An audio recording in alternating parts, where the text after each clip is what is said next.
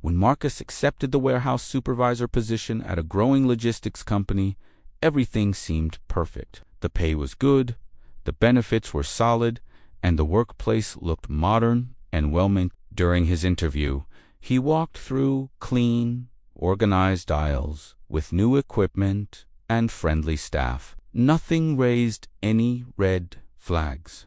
This is how it often begins. Jobs that carry hidden risks rarely announce themselves with obvious warning signs. Instead, they present a polished exterior that masks underlying issues. That's exactly what makes them dangerous. Marcus had worked in warehouses before, so the environment felt familiar. He knew how to operate forklifts, understood inventory systems, and had managed teams in the past. This familiarity created a false sense of security. He assumed his experience would protect him from any potential problems. But familiarity can be deceiving. Each workplace has its own culture, its own shortcuts, and its own unwritten rules. What Marcus didn't realize was that the company prioritized speed over safety. Experienced workers had developed habits that technically violated protocols, but management looked the other way because productivity numbers stayed high. The dangerous part wasn't a single dramatic moment. It was the slow, almost invisible shift in standard. At first, Marcus noticed workers occasionally skipping safety checks to meet tight deadlines. Then he saw people lifting loads that exceeded recommended weights. Small violations became routine, and each day the line between acceptable and risky blurred a little more. This gradual normalization is a psychological phenomenon that affects many workplaces. When everyone around you is taking shortcuts, when supervisors don't intervene, and when the system rewards speed over caution,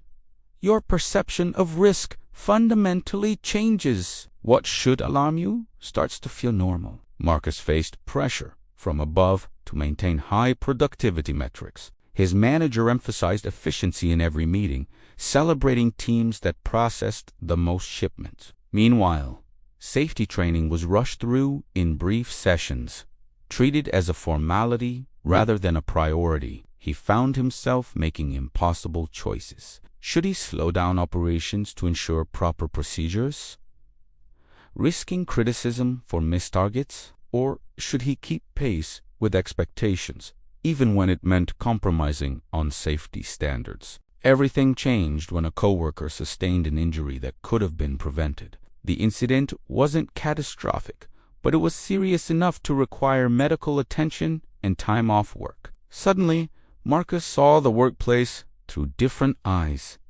He recognized the pattern he'd been part of: the normalization of risk, the pressure to prioritize speed, and the gradual erosion of safety culture. Jobs don't feel risky at first because risk accumulates gradually. It builds through small compromises, normalized violations, and systemic pressures that make dangerous practices seem reasonable. By the time you recognize the danger, you're already deep in a culture that has reshaped your judgment. The key to protecting yourself is maintaining external perspective. Regularly ask yourself, would this seem acceptable to someone from outside this environment? Are procedures being followed or just documented? Is safety genuinely valued or simply performed for compliance? Trust your instincts when something feels off, even if everyone around you seems comfortable. The job that doesn't feel risky at first is often the most dangerous,